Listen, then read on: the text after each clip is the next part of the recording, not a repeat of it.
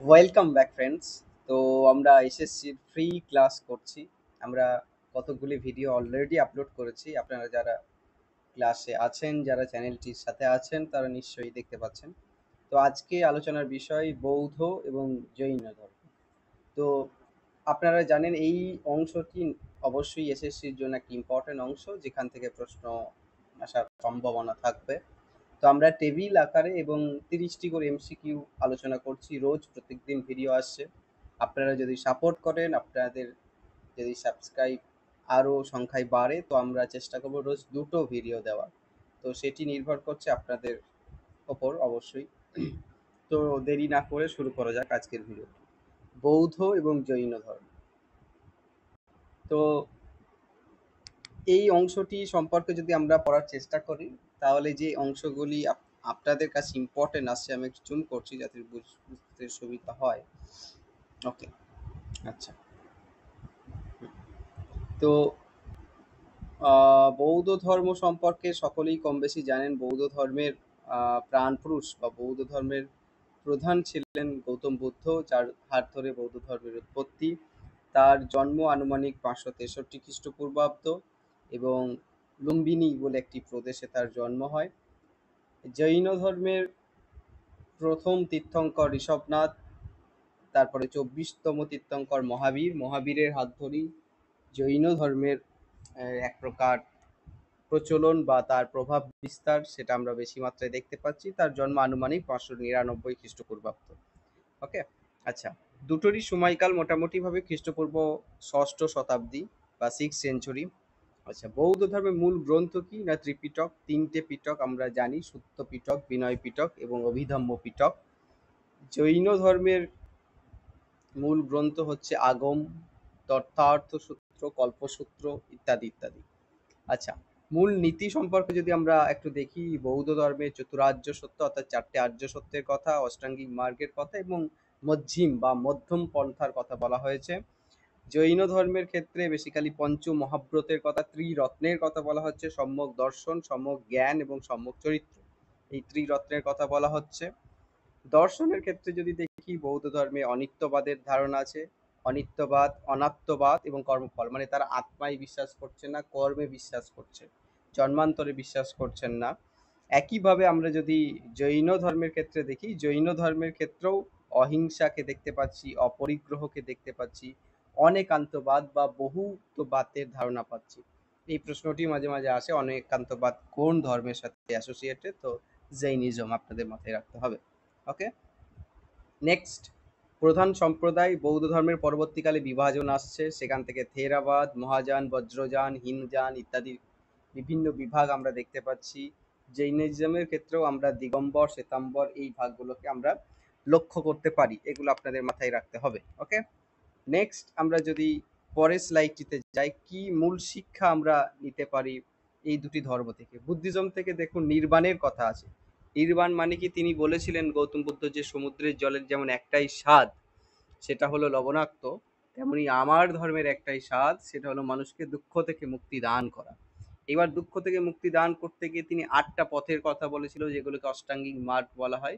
এবং তিনি বলেছিলেন কেউ যদি দুঃখ থেকে মুক্তি পায়, তাহলে তার নির্বাণ হবে, মানে তিনি মোক্ষ লাভ করবেন। ওকে, তো এই নির্বাণ মানে হচ্ছে দুঃখ থেকে মুক্তির কথা, আত্মার যে শূন্যতার কথা, সেটা আমরা বৌদ্ধ ধর্মে পাই। জৈনিজমে আমরা কৈবল্যের ধারণা পাই। কৈবল্য মানে কি? মানে আত্মার সম্পূর্ণ মুক্তি, সম্পূর্ণ বিশুদ্ধিতা। মানে দুটোতেই মোটামুটিভাবে আত্মা, এই যে দুঃখ কষ্ট, আমরা বেঁচে আছি বলি আমাদের বিভিন্ন দুঃখ, কারো সামাজিক দুঃখ, কারো শারীরিক দুঃখ, কারো পারিবারিক দুঃখ, কারো আর্থিক দুঃখ, দুঃখের শেষ নেই, কারো চাকরি না পাওয়ার দুঃখ। তো দুঃখ আমাদের নিত্য বন্ধু। তো সেই দুঃখ থেকে মুক্তির জন্য দুটো ধর্মেই দুটো কথার বলা আছে, একটাতে নির্বাণের কথা বলা আছে, একটা কৈবল্যের কথা বলা হচ্ছে। তো আপনাদের মাথায় রাখতে হবে। আচ্ছা, অহিংসা দুটো ধর্মই গুরুত্বপূর্ণ, ঠিক আছে, কিন্তু অহিংসাকে খুব বেশি মাত্রায় গুরুত্ব দিয়েছে জৈনিজম, এটা একটু মাথায় রাখবেন। অহিংসার কথা বারবার বলছেন জৈনিজম, মানে কারোর প্রতি হিংসা না করা, পশু প্রাণী বা প্রকৃতির প্রতিও হিংসা না করা, সেটিরও কথা কিন্তু জৈনিজমে আছে। আচ্ছা, কর্মতত্ত্বের দিক থেকে যদি দেখি, কর্মতত্ত্বে কর্মফলে বিশ্বাসের কথা বৌদ্ধ ধর্মে বলা আছে, এবং আত্মার যে অস্তিত্ব সেটাকে অস্বীকার করা হচ্ছে। এবং এখানে বলা হচ্ছে কর্মের সাথে আত্মার একটা যোগসূত্র আছে জৈনিজমে। ওকে, আচ্ছা, ধ্যানের কথা দুটো ক্ষেত্রেই আছে, ধ্যানের মাধ্যমে আত্মশুদ্ধি হয়, এটা দুটো ক্ষেত্রেই বলা আছে, ইম্পর্টেন্ট নয়। আর সংঘ মানে বৌদ্ধ ধর্মের আমরা স্তূপ পাচ্ছি, বিহার পাচ্ছি এবং সংঘ পাচ্ছি। ওকে, স্তূপ মানে কি, যেটা স্মৃতির উদ্দেশ্যে বানানো হতে পারে সেগুলোকে স্তূপ বলা হচ্ছে। সংঘ হচ্ছে যেখানে বৌদ্ধ সাধকরা যেখানে থাকছেন এবং যেখান থেকে ধর্ম প্রচার করছেন, ভিক্ষু বা ভিক্ষুণীদের সংঘ। বিহারও সেই একই রকম, যেখানে বৌদ্ধ সাধকরা থাকছে। ওকে, আর জৈনিজমের সাথে যে জায়গাগুলো যুক্ত ছিল সেখানেও কঠোর সংঘ, সাধু সাধ্বী, শ্রাবক শ্রাবিকা, এই ধারণাগুলো আমরা পাচ্ছি। তো এই জায়গাগুলো একটু খেয়াল রাখার চেষ্টা করবে। আচ্ছা, ঐতিহাসিক গুরুত্ব যদি পড়ি, ভেরি ভেরি ইম্পর্টেন্ট এই জায়গাগুলো থেকে। নেট সেট, ডাব্লিউবিসিএস, এসএলএসটি পুরনো যে প্রশ্ন সেখানেও প্রশ্ন এসেছে কিছু ক্ষেত্রে। তো মাথায় রাখার চেষ্টা করতে হবে এবং অবশ্যই আগামী এক্সামের জন্য ইম্পর্টেন্ট। বৌদ্ধ ধর্মের পৃষ্ঠপোষকতা বা প্যাট্রোনাইজার কারা ছিলেন না, সম্রাট অশোক, কনিষ্ক, হর্ষবর্ধন প্রমুখরা। ওকে, তো এই জায়গাটা আপনাদের একটু মাথায় রাখতে হবে, সম্রাট অশোক, কনিষ্ক, হর্ষবর্ধন প্রমুখরা। আর জৈনিজমের প্যাট্রন কারা, জৈনিজমের অবশ্যই চন্দ্রগুপ্ত মৌর্যের নাম বলতেই হয়। তিনি শেষ জীবনে জৈনিজম বা জৈন ধর্ম গ্রহণ করছেন এবং তিনি শ্রাবণ বেলাগলাতে জৈনজম ধর্মের যে প্রথা, সল্লেখনা প্রথা, সল্লেখনা, এটা মাথায় রাখবেন।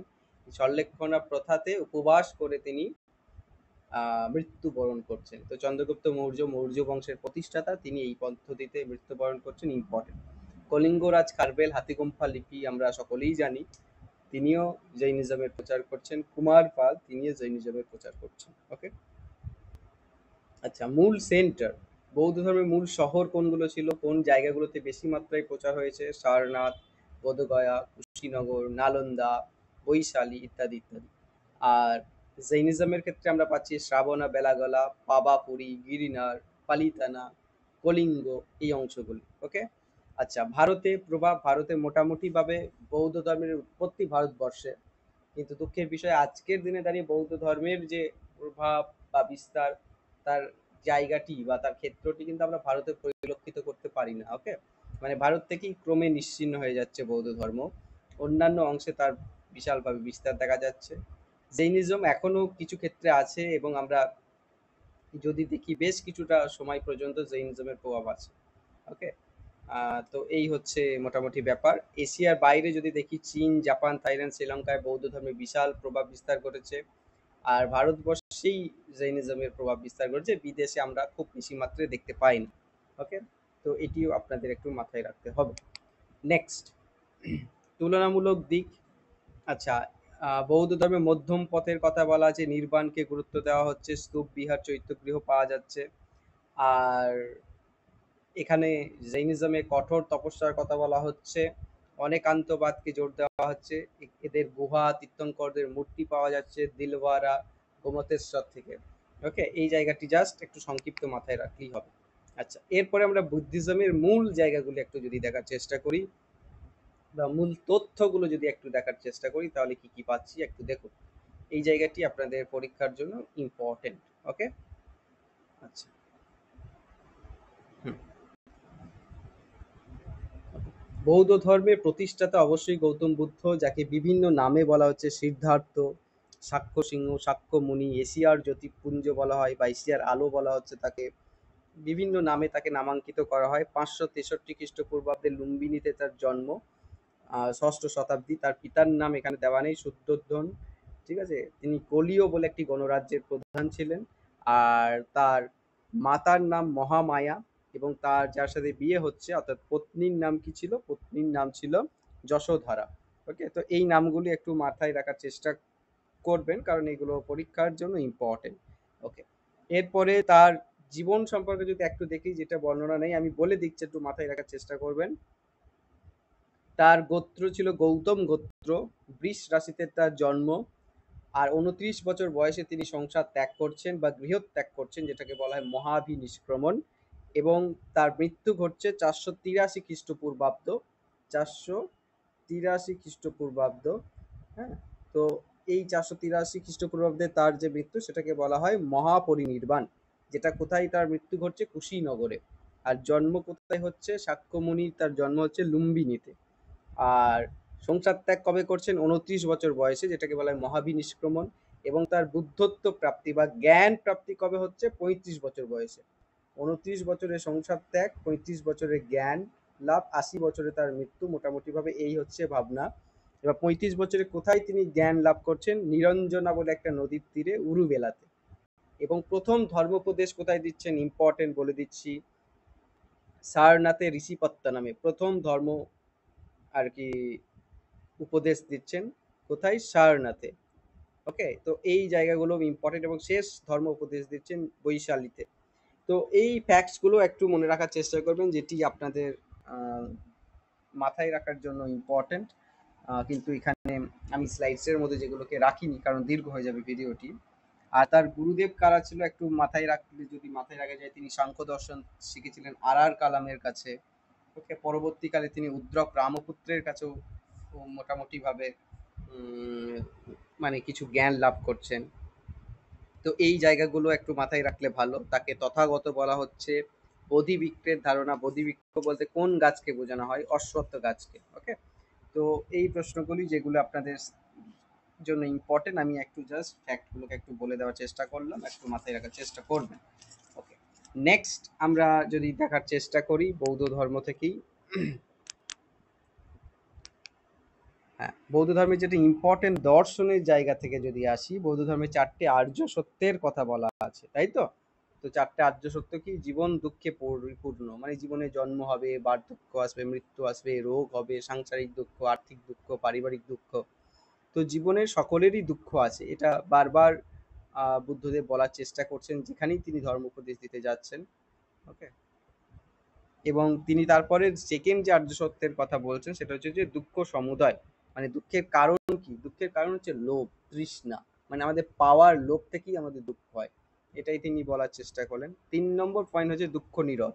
মানে তৃষ্ণা ত্যাগ করলে আমাদের দুঃখ নিরোধ হবে বা দুঃখ নিরোধ সম্ভব। এবং দুঃখ নিরোধ গামিনী, মানে দুঃখ নিরোধ করতে গেলে কি করতে হবে বা নির্বাণ লাভ করতে গেলে কি করতে হবে? তিনি বলেছেন 8টা পথ ফলো করতে হবে, যেগুলোকে নাম দেওয়া হচ্ছে অষ্টাঙ্গিক মার্গ। এবার অষ্টাঙ্গিক মার্গে প্রথম পথ হচ্ছে সম্যক দৃষ্টি, অর্থাৎ সঠিক দৃষ্টিভঙ্গি। সেকেন্ড, সম্যক সংকল্প বা সৎ উদ্দেশ্য। সম্যক বাক, মানে সঠিক সত্য কথা বলা, অহিংসার কথা বলা। 4 নম্বর হচ্ছে সম্যক কর্ম। 5 নম্বর হচ্ছে সম্যক আজীব। তারপরে 6 নম্বর সম্যক ব্যায়াম। 7 নম্বর সম্যক স্মৃতি। 8 নম্বর হচ্ছে সম্যক সমাধি বা সঠিক ধ্যান বা মনের একাগ্রতা। তো এই হচ্ছে 8টি পথ বা আষ্টাঙ্গিক মার্গ, যেগুলোকে আপনাদের মাথায় রাখতে হবে: দৃষ্টি, সংকল্প, বাক, কর্ম, আজীব, ব্যায়াম, স্মৃতি, সমাধি। ওকে, তো 8টা পথ ফলো করতে বলি না, আমি আমার ছাত্রদেরকেও বলি জাস্ট একটা পথ যদি আমরা ফলো করি তাহলে জীবনে আমরা অনেকটা সফলতা পেতে পারি।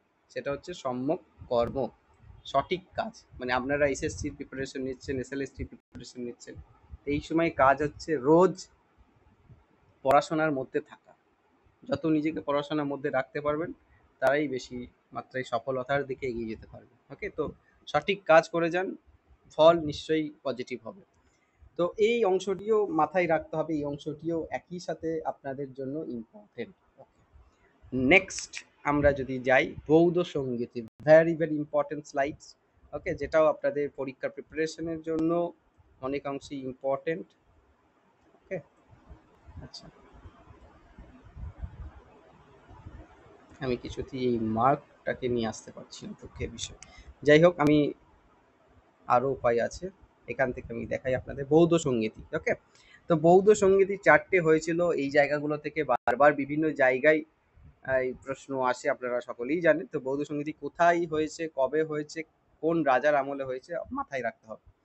দেখুন, কোথায় হয়েছে মনে রাখার জন্য একটা সূত্র আছে: রাজার বউ পাটকাঠির মতো পাতলা।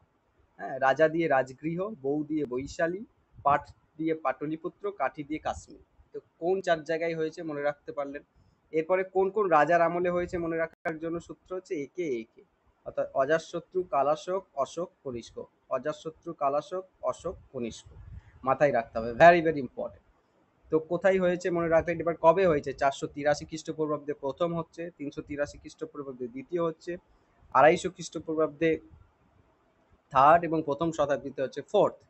এবার কোন বৌদ্ধ সম্মেলনে কি হয়েছিল? প্রথম বৌদ্ধ সম্মেলনে ত্রিপিটকের মৌখিক সংকলন। আনন্দ এবং উপালি তার শিষ্য ছিলেন। তাদের নেতৃত্বে ত্রিপিটক মুখে মুখে রচনা হচ্ছে। তারপরে দ্বিতীয় বৌদ্ধ সংগীতিতে আমরা দেখতে পাচ্ছি বিনয় বা নিয়ম নিয়ে বিতর্ক। বিনয় পিটক এবং বৌদ্ধ ধর্মের কি নিয়ম হবে, মানে সাধুরা বা বৌদ্ধ ধর্মের যারা সন্তরা তারা কি নিয়ম মেনে বৌদ্ধ ধর্মকে পালন করবেন, এই নিয়ে একটা বিতর্ক তাদের নিজেদের মধ্যে তৈরি হয়, যেটি নিয়ে বেশ সমস্যা তৈরি হচ্ছে। ওকে, তো এটিও মোটামুটিভাবে একটু মাথায় রাখতে পারলে ভালো হয়, কারণ প্রশ্ন আসে বিভিন্ন ক্ষেত্রেই। তো থার্ড যে ইম্পর্টেন্ট বৌদ্ধ সঙ্গীতি, সেখানে আমরা দেখতে পাচ্ছি ধর্ম প্রচারের জন্য অশোক বিভিন্ন জায়গায় মিশনারি বা তার বিভিন্ন শিষ্যদের পাঠাচ্ছেন। চতুর্থতে মহাযান এবং থেরবাদ, এই বিভাগটা আমরা দেখতে পাচ্ছি চতুর্থ বৌদ্ধ সঙ্গীতিতে। তো চারটে বৌদ্ধ সঙ্গীতই আপনাদের প্রিপারেশনের জন্য ইম্পর্টেন্ট, পরীক্ষার জন্য ইম্পর্টেন্ট, যে কোনো পরীক্ষার জন্য ইম্পর্টেন্ট, কারণ প্রচুর প্রশ্ন আসে।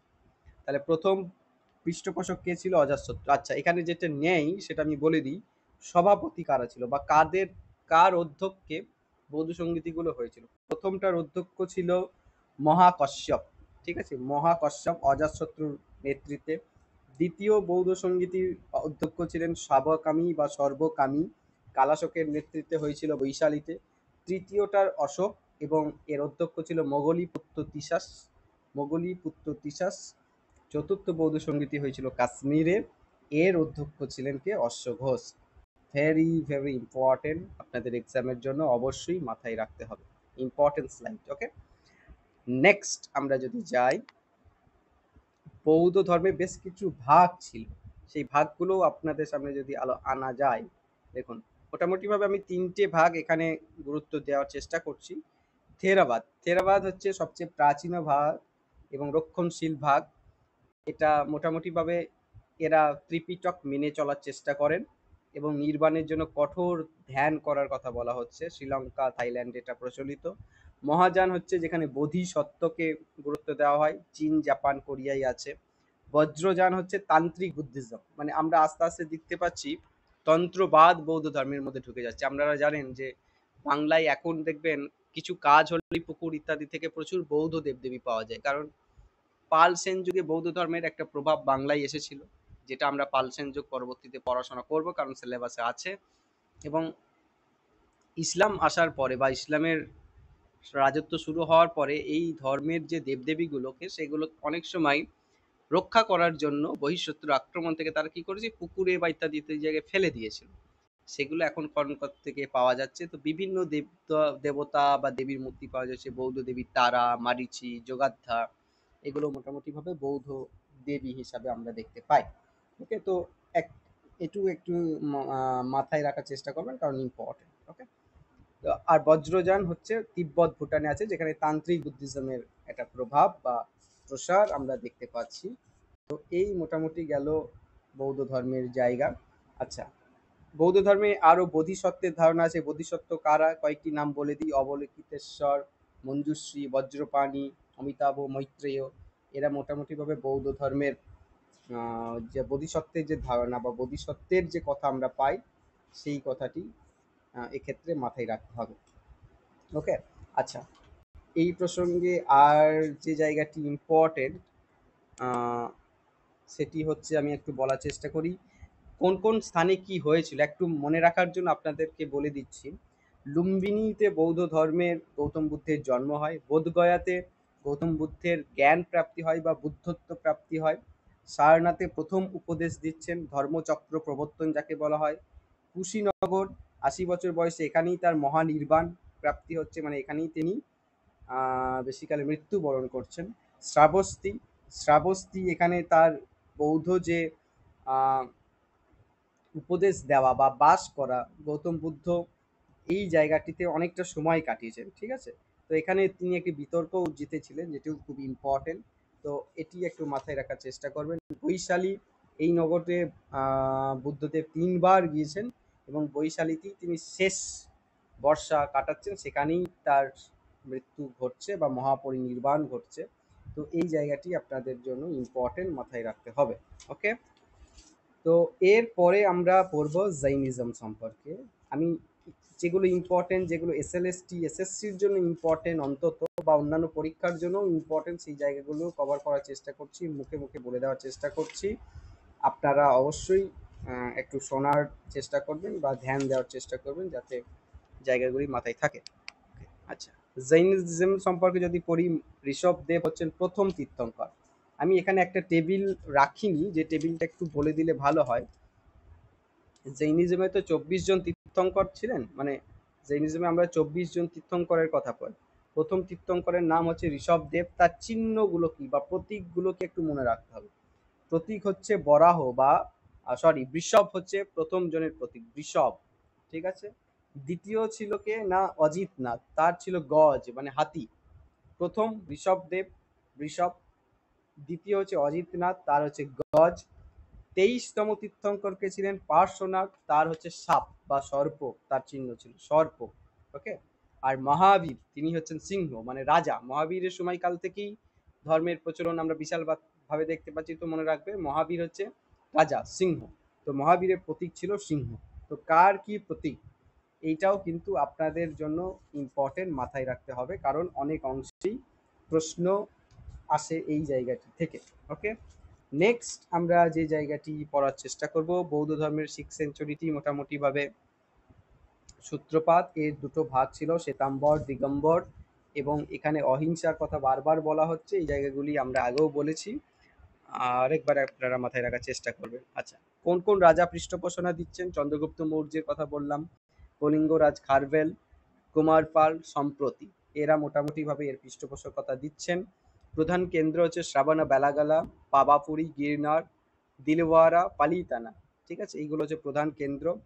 ভারতে গুজরাট, রাজস্থান, কর্ণাটকের প্রভাব আছে, এবং আমরা এমনকি মুর্শিদাবাদেও যদি আপনারা যান, কাঠগোলা যে মসজিদ, কাঠগোলা যে জায়গা বা প্রাসাদ, সরি মসজিদ নয়, সেখানেও আপনারা দেখতে পাবেন যে জৈনিজমের মানুষরাই সেখানে ব্যবসা বাণিজ্য করতেন। সেখানে জৈন মন্দির আছে। তো এটাও ইম্পর্টেন্ট, মানে বাংলাতেও জৈনিজমের একটা প্রভাব আমরা দেখতে পাচ্ছি। ওকে। এমনকি বর্ধমান যে জেলাটির নাম, সেটাও বর্ধমান মহাবীরের নাম থেকে হয়েছে, অনেকে মনে করেন, যদিও বিতর্ক আছে। ওকে। নেক্সট, মহাবীর সম্পর্কে যদি একটু জানার চেষ্টা করি, যেটা আমি গৌতম বুদ্ধ সম্পর্কে অলরেডি বলে দিয়েছি। মহাবীর সম্পর্কে সংক্ষিপ্তভাবে যদি আলোচনা করা যায়, মহাবীর ছিলেন 24তম তীর্থঙ্কর। তার 540 খ্রিস্টপূর্বাব্দ বা 599 খ্রিস্টপূর্বাব্দে জন্ম, এটি নিয়ে বিতর্ক আছে। জন্ম হচ্ছে বৈশালীতে। ওকে। তার জাতি ছিল গ্যাত্রিক জাতি, গ্যাত্রিক। ওকে, যেটা মাথায় রাখতে হবে। গ্যাত্রিক বানানটা হচ্ছে জে দিয়ে শুরু হয়, JNATRIK। ওকে। তো এই গ্যাত্রিক বা গ্যাত্রিক জাতির তিনি মানুষ ছিলেন। তাকে, তার মা ছিলেন ত্রিশলা। ওকে। আর মোটামুটিভাবে যদি আমরা দেখি, তার পিতার নাম সিদ্ধার্থ, এবং তার ছোটবেলার নাম বর্ধমান। বিয়ে হচ্ছে, বা তার পত্নীর নাম হচ্ছে যশোদা। 30 বছরে তিনি সংসার ত্যাগ করছেন। 42 বছরে ঋজুপালিকা নদীর তীরে তার জ্ঞান লাভ ঘটছে। প্রথম উপদেশ দিচ্ছেন রাজগৃহতে। ওকে। তো এবং 72 বছর বয়সে পাবাপুরীতে তার মৃত্যু ঘটছে, ওই সল্লেখানা বা সল্লেখখানা পদ্ধতি। ওকে। তো এই মোটামুটি তার সম্পর্কে তথ্য, যেটাকে মাথায় রাখতে হবে। এবং বৌদ্ধ ধর্মে যেমন নির্বাণের কথা পাই, সেই রকমই জৈনিজমে আমরা কৈবল্যের কথা, জিনের কথা পাই। কৈবল্য মানে হচ্ছে সর্বোচ্চ জ্ঞান প্রাপ্তির যে ঘটনা, সেটাকে কৈবল্য বলা হচ্ছে। ওকে। তো এই বিষয়টি আপনারা একটু মাথায় রাখার চেষ্টা করবেন, আপনাদের জন্য ইম্পর্টেন্ট।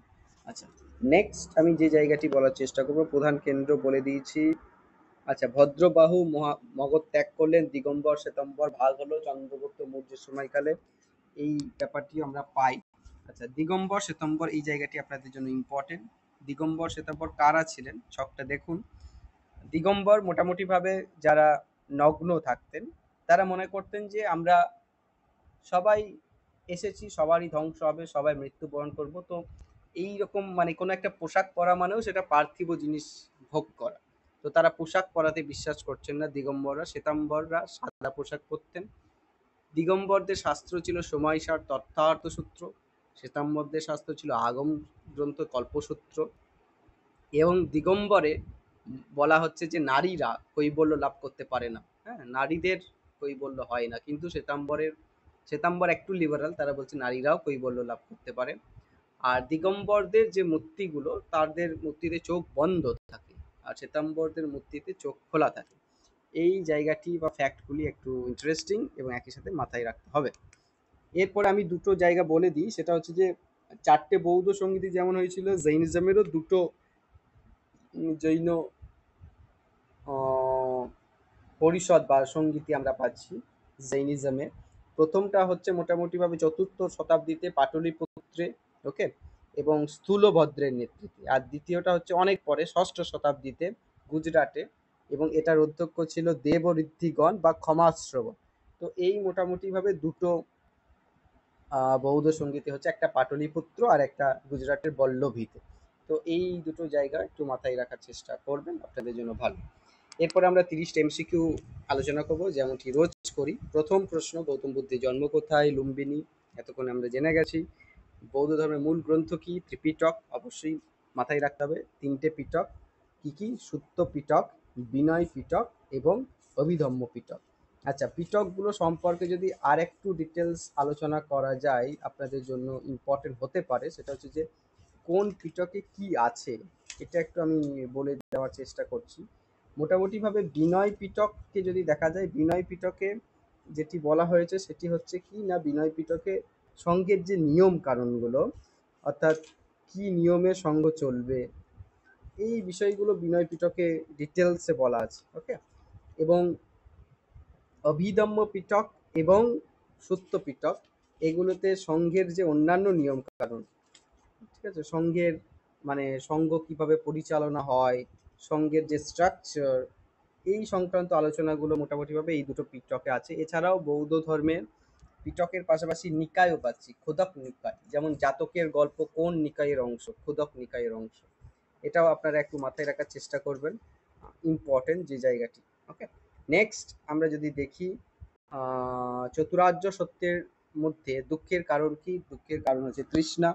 অষ্টাঙ্গিক মার্গের প্রথম ধাপ কি? আপনাদের 8টাই মনে রাখতে হবে পরপর। সম্যক দৃষ্টি হচ্ছে প্রথম। প্রথম বৌদ্ধ সঙ্গীতি কোথায় হয়?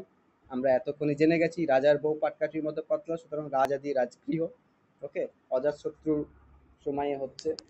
তারপরে প্রশ্ন, বৌদ্ধ ধর্মের কোন সম্প্রদায় তান্ত্রিক উপায়ে বিশ্বাস ছিল? বজ্রযান, যেটা তিব্বতে প্রচলিত হচ্ছে।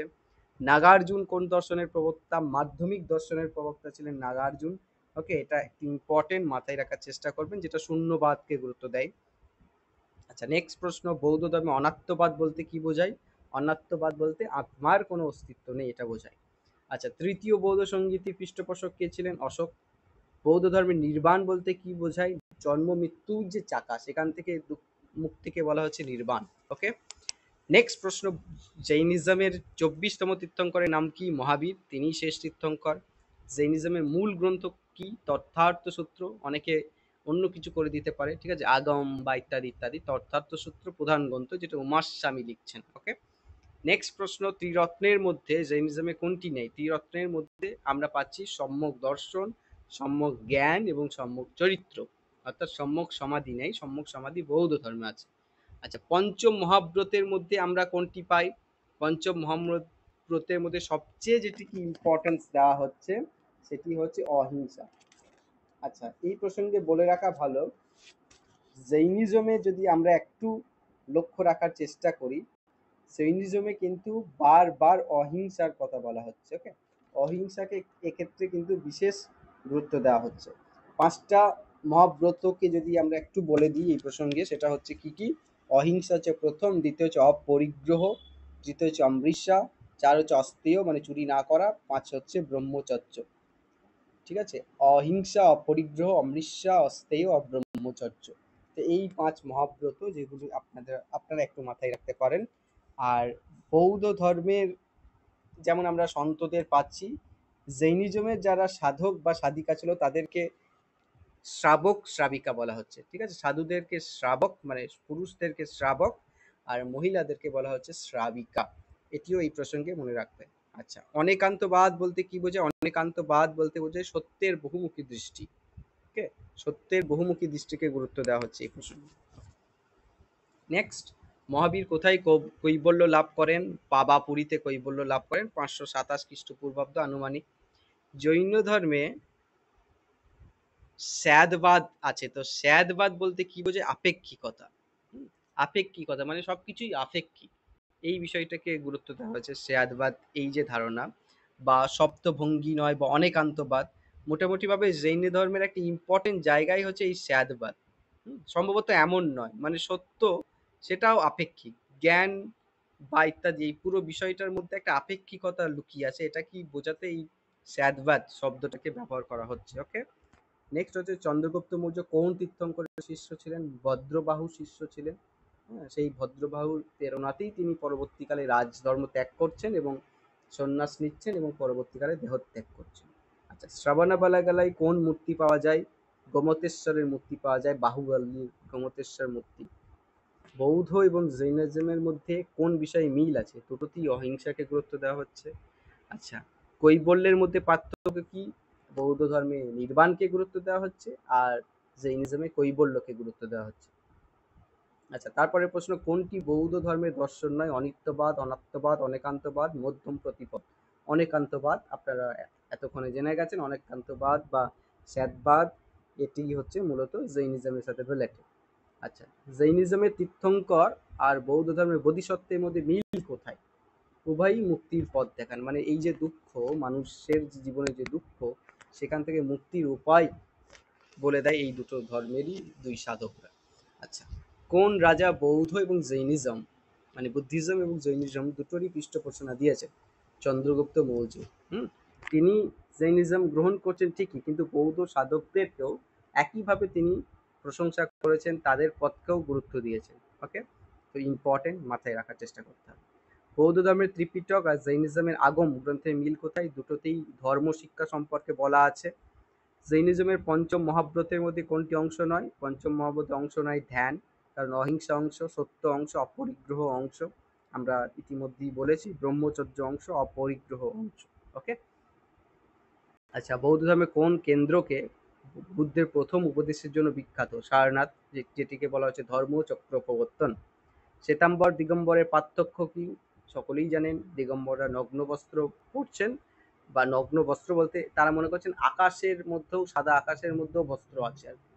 তো তারা নগ্ন দেহে সাধনা করতে ভালোবাসতেন, আর শ্বেতাম্বররা সাদা বস্ত্র পরছেন। আর দুটো ধর্মেরই বিকাশ খ্রিস্টপূর্ব ষষ্ঠ শতাব্দী। এটা হচ্ছে লাস্ট প্রশ্ন।